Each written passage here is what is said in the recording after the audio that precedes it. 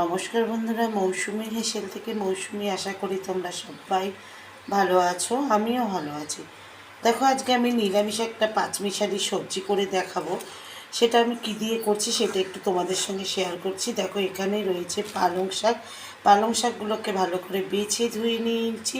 আর এখানে আছে সবজি। দেখো, সবজিগুলো দেখতে পাচ্ছ, কুমড়ো আছে, ছিম আছে, মূলো আছে, আরও আলু আছে ওখানে। এখানে আছে বেগুন। দেখেছো, বেগুনগুলোকেও আমি ভালোভাবে কেটে ধুয়ে নিয়েছি। তোমরা যদি ইউটিউব থেকে দেখো তাহলে সাবস্ক্রাইব করতে ভুলবে না। আর ফেসবুক থেকে যদি দেখো তাহলে অবশ্যই পেজটাকে ফলো করবে।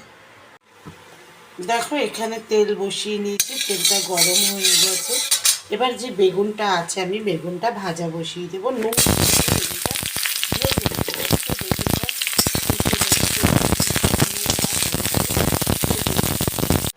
দেখো, তেলটা গরম হয়ে গেছে। আমি কি কি ফোড়নে দিচ্ছি: পাঁচ ফোড়ন, তেজপাতা, শুকনো লঙ্কা, কাঁচা লঙ্কা। ফোড়নটা তেলের মধ্যে দিয়ে দিলাম। দিয়ে এবার একটু মিশিয়ে নিলাম। এবার দিয়ে দিচ্ছি আলু, দিচ্ছি করে দিচ্ছি। সেই আলু কাটা দিই। আমি কিন্তু আজকে পালং শাক দিয়ে তোমাদের নিরামিষ তরকারি করে দেখাচ্ছি। আমি কীভাবে করছি তোমরাও এইভাবে করে কমেন্ট বক্সে কমেন্ট করতে একদম ভুলবে না। শেয়ার করতে ভুলবে না, লাইক করতে ভুলবে না। ইউটিউব থেকে যদি দেখে থাকো তাহলে সাবস্ক্রাইব করতে কিন্তু একদম ভুলবে না। আর ফেসবুক পেজ থেকে যদি দেখে থাকো তাহলে অবশ্যই পেজটাকে ফলো করবে। দেখো, আমি অল্প পরিমাণ নুন দিয়ে দিলাম আলুতে। নুন দিয়ে ভালো করে আমি এবার মিশিয়ে নিচ্ছি। দেখো, যেই সবজিগুলো আমি কেটে রেখেছিলাম সেই সবজিগুলো, আলু ভাজাগুলো হয়ে এসছে, লাল লাল হয়ে গেছে। এই আলু ভাজার মধ্যে আমি সবজিগুলো দিয়ে দিলাম। দিয়ে ভালো করে আমি সবজিগুলো আলুর সঙ্গে মিশিয়ে নিচ্ছি।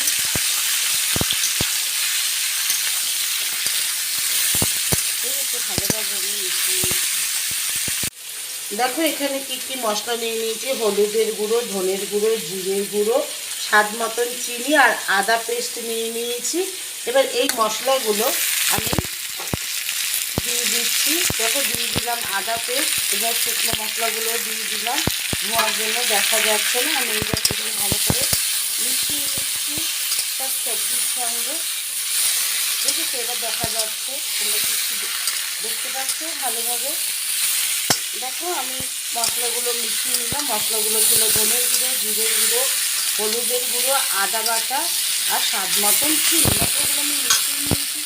এবার যে পালং শাকগুলো আমি কেটে রেখেছি পালং শাকগুলোও দিয়ে দিলাম। দিয়ে ভালোভাবে আমি মিশিয়ে নিচ্ছি তার সবজির সঙ্গে। দেখো, বেগুনটা আমি নুন হলুদ দিয়ে ভেজে নিয়েছি। আর বেগুন ভাজাটা আবার এই যে তরকারিটা সব সবজির মধ্যে দিয়ে দিচ্ছি। আমি তোমাদের নুন দেখাতে ভুলে গেছিলাম। অল্প পরিমাণ আলু ভাজার সময় আমি নুন ব্যবহার করেছিলাম।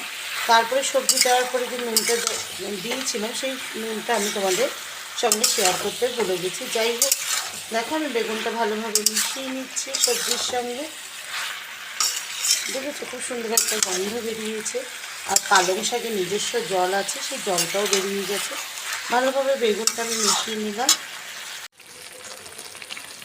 দেখো, পালং শাক দিয়ে তরকারিটা কিন্তু একদম রেডি হয়ে গেছে। দেখেছো, কালারটাও খুব সুন্দর এসেছে, গন্ধটাও খুব সুন্দর বেরিয়েছে।